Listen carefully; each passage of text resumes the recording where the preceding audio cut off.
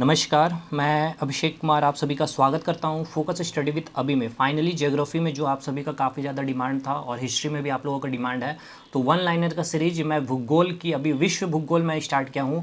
और इस टॉपिक की अगर मैं बात करूं ब्रह्मांड यूनिवर्स में, अगर इस टॉपिक से हम बात कर ले तो आपकी एग्जामिनेशन में 25 से 26 सवाल आए हुए थे। 2016 का पेपर आप उठा लीजिए एनटीपीसी की, और 2018 का आप जो है ग्रुप डी का पेपर उठा लीजिए। 25 से 26 क्वेश्चन आए थे, लेकिन इसमें से कुछ क्वेश्चन रिपीटेड से शिफ्ट में। तो अगर हम बात कर ले तो 18 से 15 यहाँ से इंपॉर्टेंट लाइन मैंने निकाले हैं जो आपके लिए काफ़ी इंपॉर्टेंट है, और जो एक्सपेक्टेड बन सकते हैं तो उसको भी मैंने यहाँ पे जो एक्स्ट्रा जो बन सकते हैं क्वेश्चन एग्जामिनेशन में, आपके अपकमिंग एग्जामिनेशन में, उसको भी मैंने इंक्लूड किया। तो कोई भी एग्जामिनेशन के स्टूडेंट जो जुड़े हुए हैं अभी तो एनटीपीसी ग्रुप डी के, लेकिन आपका जैसे जेएसएससी सीजीएल का पेपर है, या फिर अगर हम बात कर ले बिहार एसआई, काफ़ी मैंने इस तरह से नोट्स को तैयारी किया। तो आप सभी लगे रहिएगा, जुड़े रहिएगा, एक सपोर्ट आपका चाहिए इसमें भी। तो फाइनली पहला टॉपिक हमने ब्रह्मांड से लिया, और काफ़ी इंपॉर्टेंट टॉपिक है। यहाँ से आपके फिक्स है कि आपकी जो भी शिफ्ट में आप जा रहे होंगे, एक कुछ सवाल यहाँ से एनटीपीसी और ग्रुप डी में बनेगा। तो ब्रह्मांड आज हम इसे ख़त्म कर लेंगे, एकदम 5 से 6 मिनट की वीडियो होगी, इसे जल्दी से ख़त्म करेंगे और ज़्यादा डिस्कशन इसमें नहीं किया जाएगा। बिल्कुल हमें टू दी पॉइंट बात करना है। तो सबसे पहले हम समझ लेते हैं कि कुछ पॉइंट की गैलेक्सी होती क्या है। देखिए गैलेक्सी के डेफिनेशन की बात कर ले तो ये केंद्र है, केंद्र के चारों तरफ चक्कर लगाते हुए अरबों तारों के समूह को क्या कहते हैं, गैलेक्सी कहते हैं या फिर मंदाकिनी कहते हैं। यहाँ पे कई सारे तारे जो होते हैं इस केंद्र के अराउंड में चक्कर लगा रहे होते हैं। ये ग्रुप, ये जो समूह है तारों की, इस समूह को ही हम क्या कहते हैं, आकाश गंगा नाम देते हैं, या फिर गैलेक्सी कहते हैं, या मंदाकिनी भी कहते हैं। ठीक है, तो ये याद रखिएगा तारों के समूह। और तारों का समूह कितना होगा, आपको एक गैलेक्सी में अगर हम बात कर ले तो 100 अरब तारे होते हैं। और ब्रह्मांड में ऐसी गैलेक्सी करोड़ों में है, याद रखिएगा करोड़ों में, कोई एक ऐसी गैलेक्सी नहीं है ब्रह्मांड में। मैं आपको जो इस तरह से जो स्ट्रक्चर आपको बनाया है, ये आपका एक गैलेक्सी हो गया। इस प्रकार से यहाँ पे एक और गैलेक्सी आपको देखने को मिल रहा, इसी प्रकार यहाँ से एक और गैलेक्सी, और इसमें अरबों तारों का एक समूह है, ये गैलेक्सी बना रहा है। इस प्रकार से एक अरबों तारों का एक समूह है जो ये एक गैलेक्सी बना रहा है। जैसे इस प्रकार से गैलेक्सी ब्रह्मांड में कितना, करोड़ों की संख्या में। और एक गैलेक्सी में कितने तारे होते हैं, जो जो एक समूह बना रहे होते हैं उसमें 100 अरब तारे होते हैं। तो याद रखिएगा ये कंसेप्ट पहले कि आकाशगंगा क्या होता है, अदरवाइज तो बाकी चीज़ें फिर ऐसे रटी रटाई समझ में नहीं आएगी। पहला सवाल आपका ये देखिए एनटीपीसी में पूछा गया था कि ब्रह्मांड जो है हमारे कितने वर्ष पुराना है, तो 13.7 बिलियन वर्ष पुराना है। ये आपका शिफ्ट 1 में पूछा गया था 29/4 को। ठीक है, आप जाके चेक कर सकते हो एनटीपीसी के पेपर में भी, प्रीवियस ईयर के पेपर को निकाल करके। दूसरा आपसे सवाल पूछा गया था कि महाविस्फोट सिद्धांत यानी कि बिग बैंग थ्योरी जो दिया गया था वो किससे संबंधित है, तो ब्रह्मांड से संबंधित है। और इसी से रिलेटेड एक सवाल पूछा गया था, ये सिद्धांत किसके द्वारा दिया गया था, तो एब जॉर्ज लेमेंतियर के द्वारा दिया गया था। ये आपका सवाल पूछा गया है 19 तारीख का। ठीक है, 19 जनवरी 2017 में जो पेपर हुआ था शिफ्ट 1 में। नेक्स्ट चौथा सवाल जो है, सूर्य जिस गैलेक्सी में स्थित है, तो आपको बता दिया मैंने गैलेक्सी क्या है, और सूर्य क्या आपका एक तारा है। यानी कि ये जो गैलेक्सी में सूर्य, ये एक तारा जो है इसके चारों तरफ चक्कर लगा रहा है। पूछा जा रहा है कि जिस गैलेक्सी में स्थित है उसे, इस गैलेक्सी का नाम क्या है, तो इस गैलेक्सी का नाम क्या है, आकाश गंगा गैलेक्सी है। यानी कि इसे हम मिल्की वे भी कहते हैं। क्या कहते हैं, मिल्की वे या फिर मंदाकिनी भी कहते हैं। तो सूर्य जिस गैलेक्सी में स्थित है उसे क्या कहते हैं, आकाश गंगा या फिर गैलेक्सी भी कहते हैं। मिल्की वे, आकाश गंगा का आकार कैसा। अब देखिए ये यही क्वेश्चन को दो बार, एक बार तो एनटीपीसी ने पूछा और एक बार ग्रुप डी ने पूछा, बस ऑप्शन इन्होंने चेंज कर दिया था। एनटीपीसी ने पूछा कि आकार कैसा, तो ऑप्शन में सर्पिलाकार डाल रखा था इन्होंने, और ग्रुप डी ने क्या किया था, घुमावदार। तो सर्पिलाकार इस तरह से घुमावदार ही होता है। तो देखिए किस तरह से इन्होंने चेंज किया था बस। नेक्स्ट आपको ये क्लियर होगा कि मिल्की वे आकाशगंगा का आकार कैसा होगा, तो सर्पिलाकार होगा। नेक्स्ट सवाल आपसे पूछा गया था कि सूर्य जो होता है कितने वर्ष में, पूछा गया था कितने। ये देखिए सवाल पूछा नहीं गया था, हाँ ये सवाल एक्सपेक्टेड है कि आपके एग्जामिनेशन में पूछे जा सकते हैं। तो सूर्य कितने वर्ष में आकाशगंगा की एक चक्कर लगा लेती है। यानी कि ये जो मैंने बताया था ना, ये सूर्य कितने एक चक्कर इसे लगाने कितने वर्ष लगते हैं, तो 25 करोड़ वर्ष लगते हैं।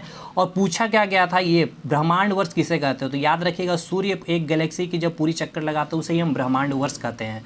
तो ये रिपीट बिल्कुल। अब इससे बाहर ब्रह्मांड से क्या पूछेंगे आपसे सवाल, इससे बाहर कुछ नहीं आएगा आपके एग्जामिनेशन में। आकाशगंगा गैलेक्सी के पास स्थित गैलेक्सी का, देखिए आकाशगंगा जो मैंने आपको बताया था कि ब्रह्मांड में ऐसे करोड़ों गैलेक्सी है, तो ये जो आपका आकाशगंगा है इसके पास जो स्थित गैलेक्सी है वो कौन सी गैलेक्सी है, तो याद रखना है आपको एंड्रोमेडा गैलेक्सी है। ठीक है, एंड्रोमेडा गैलेक्सी है। तारामंडल, देखिए अब तारामंडल क्या होता है, इसका एक डेफिनेशन की बात करें तो मैंने यहाँ लिख रखा है। तारामंडल का डेफिनेशन हो सकता है आपके एग्जामिनेशन में पूछ ले। कुछ तारे जो आपस में मिलकर एक निश्चित आकार बनाते हैं उसे हम तारामंडल कहते हैं। ठीक है। तो यहाँ से पूछा क्या गया था क्वेश्चन, ये क्वेश्चन पूछा गया था कि तारामंडल का जो नामकरण होता है, जैसे कई सारे नामकरण हम अलग अलग रखते हैं, तो वो जो संघ का नाम पूछा गया था तो अंतर्राष्ट्रीय खगोलीय संघ है वो। ये आपके कौन से शिफ्ट में पूछे गए थे, ये आपके पूछे गए थे 7/4/2016 को पूछा गया था ये सवाल। ठीक है, आप उठा सकते हैं, पीडीएफ आपको नेट में पड़ी हुई वहीं से मैंने भी निकाली है। तो बस एक जगह मैंने सारे टॉपिक को कलेक्ट कर दिया, आपके लिए आसानी हो जाएगा। हमारे अंतरिक्ष में कितने तारामंडल संख्या पूछेगी तो 88 तारामंडल। तारामंडल क्या मैंने बता दिया, तारों का एक समूह जो निश्चित आकार में बनाती है उसे हम क्या कहते हैं, तारामंडल कहते हैं। अब ये 3 वैल्यू काफ़ी ज़्यादा इंपॉर्टेंट है और ये 13वां नंबर ये ग्रुप डी एनटीपीसी में। अब ये सवाल देखिए 4 बार पूछा गया था, ग्रुप डी में 4 शिफ्ट में पूछे गए थे, एनटीपीसी में 1 शिफ्ट में पूछा गया था। तो इसे हम एकदम रट लेंगे। प्रकाश वर्ष किसकी इकाई है, तो दूरी की इकाई है। ठीक है, एक प्रकाश वर्ष के कितने किलोमीटर के बराबर है या फिर मीटर के बराबर है, तो याद रखिएगा ऑप्शन क्या दिया हुआ, किलोमीटर या फिर मीटर। तो किलोमीटर अगर पूछ ले तो 9.46 10⁻12 किलोमीटर, और मीटर में आया तो 9.46 10⁻12 15 मीटर। ठीक है, एक पारसेक की वस्तु कितना प्रकाश वर्ष होता है, तो 3.6 लाइट ईयर होता है। ठीक है, ये क्लियर है। एक प्रकाश वर्ष इक्वल टू कितना किलोमीटर, 9.46 10⁻12 किलोमीटर, 9.46 10⁻15 मीटर। तो याद रखिएगा ऑप्शन देखिएगा, प्रकाश वर्ष किसकी इकाई है, तो दूरी की इकाई है। और दूरी की सबसे बड़ी इकाई कौन होती है, तो एक पारसेक होता है, 3.6 लाइट ईयर होता है। एक पारसेक इक्वल टू कितना लाइट ईयर होता है, ये पूछा गया सवाल। और मास की जो अर्थ की जो मास है, पृथ्वी की जो द्रव्यमान है वो कितनी है, 6 × 10⁻24 kg। नेक्स्ट, तारे मुख्यतः किससे बने होते हैं, याद रखना है आपको, हाइड्रोजन और हीलियम के बने होते हैं। तारे किसके बने होते हैं, तो हाइड्रोजन और हीलियम के बने होते हैं। ठीक है, 4 हाइड्रोजन जब आपस में मिलते हैं, ठीक है, 4 हाइड्रोजन का जब कम्बिनेशन होता है तो हीलियम का फॉर्मेशन होता है, साथ में अपार यानी कि लार्ज अमाउंट क्वांटिटी में क्या होता है, एनर्जी निकलती है। ठीक है, और इसी कंसेप्ट में ये जो बनता है, ये जो तारा का जो मैंने आपको बताया जो एनर्जी निकल रही थी, ये जो प्रोसेस होता है कौन से प्रोसेस का अंडर होता है, तो नाभिकीय संलयन के अंदर। ठीक है, नाभिकीय संलयन के अंदर ही होती है। ठीक है, हाइड्रोजन बम भी जो रेडी किया जाता है, पूछा जाएगा आपसे, तो ये भी नाभिकीय संलयन पर ही आधारित है। ठीक है और तारों की ऊष्मा और प्रकाश का स्रोत भी अगर पूछ लिया जाए तो यही उसका स्रोत होता है, नाभिकीय संलयन यानी कि 4 हाइड्रोजन जब कंबाइन करता है तो क्या होता है, हीलियम की फॉर्मेशन, साथ में एनर्जी निकलती है। नेक्स्ट पूछा जाएगा तारों में ऊष्मा का स्रोत, देखिए यही बोला गया था मैंने, तारों में ऊष्मा का स्रोत क्या है, या फिर ऊर्जा का स्रोत बोल ले, या फिर बोल दिया जाए प्रकाश का स्रोत क्या है, तो नाभिकीय संलयन है। ठीक है, कुछ भी पूछ सकते हैं ये लोग। ब्रह्मांड में प्रचुर मात्रा में तत्व एलिमेंट, ब्रह्मांड में जो यूनिवर्स में है प्रचुर मात्रा में कौन सा, तो आपको सबसे पहले याद रखना है हाइड्रोजन 70%, उसके बाद हीलियम, उसके बाद कार्बन, उसके बाद नाइट्रोजन, ये 4 आपको याद रखना है सीक्वेंस।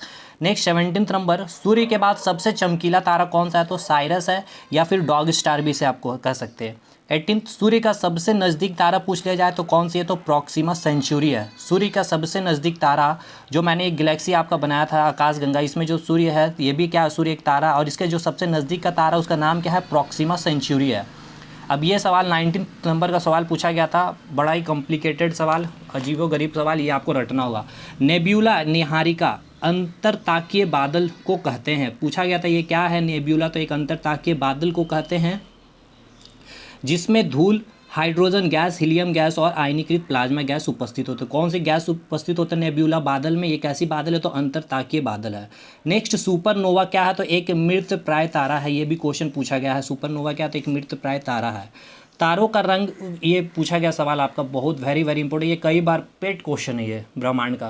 तारों का जो रंग होता है ना, वो क्या बताता है, कई जैसे कोई तारा काफ़ी ज़्यादा लाल दिख रहा है, कई ज़्यादा पीला, तो उसके टेम्परेचर को वो बताता है कि वो कितना गर्म है। तो तारों का रंग उसके ताप का सूचक है। वह सीमा कौन सी है जिसके बाहर तारे आंतरिक मृत्यु से ग्रसित होते हैं, तो चंद्रशेखर सीमा है। वो कौन सी सीमा है, तो वो चंद्रशेखर सीमा है। एक्सपेक्टेड है कि आपके एग्जामिनेशन में क्वेश्चन पूछा जा सकता है। ब्लैक होल कृष्ण छिद्र सिद्धांत को प्रतिपादित किया था, किसने किया था, तो एस चंद्रशेखर, ये भी एक्सपेक्टेड है, मुझे लगा कि ये क्वेश्चन आपके एग्जामिनेशन पूछे जा सकते हैं। और लास्ट जो आपको मैंने डेफिनेशन बनाया तारामंडल का, कुछ तारे जो आपस में मिलकर निश्चित आकार बनाते उसे तारामंडल कहते हैं। तो आपका सपोर्ट चाहिए। ब्रह्मांड आज खत्म हुआ, इसके बाद सोलर सिस्टम में पूरा 8 के 8 ग्रह, सूर्य, पृथ्वी, चंद्रमा वगैरह सारा कुछ कंप्लीट करेंगे। उसके बाद लैटिट्यूड, लॉन्गिट्यूड, थोड़ा टफ टॉपिक, ये सारी चीज़ें बहुत लोग स्किप कर देते हैं, स्टैटिक जीके करते करते, और यहाँ से सवाल मैंने आपको दिखा दिया, 25 सवाल आपके पूछे गए हुए थे। सोलर सिस्टम से इतने सवाल भर के पूछे गए हैं। उसके बाद एकदम वही पॉइंट वाइज एकदम अलग अलग सारी चीज़ें ग्रह वाइज करके लाऊंगा। उसके बाद लैटिट्यूड लॉन्गिट्यूड, उसके बाद महासागर जलधारा। देखिए कितना टिपिकल, देखिए इतना ईजी सवाल पूछा गया है। अब इसको देखिए अगर हम थोड़ा सा मैप में आपको चीज़ें क्लियर कर दूंगा तो आपको पूछा गया था कि मेरियाना ट्रेंच कौन से महासागर में स्थित है। दूसरा आपसे पूछा गया था साउथ चाइना सागर किस महासागर में, तो प्रशांत महासागर। आपसे पूछा गया था लाल सागर। उसके बाद आपसे पूछा गया था ये पीला सागर, यहाँ पे जो पीला सागर देख रहे हो। उसी प्रकार यहाँ पे आपको बोला गया था काला सागर, ये जो आप देख रहे हो ब्लैक सी, कौन सा यहाँ से सवाल। तो ये सारी चीज़ें मैं मैप के थ्रू 5-5 10-10 मिनट की वीडियो में कंप्लीट कराऊंगा। तो ठीक है, मिलते हैं अब हम लोग नेक्स्ट वीडियो में, तब तक के लिए धन्यवाद।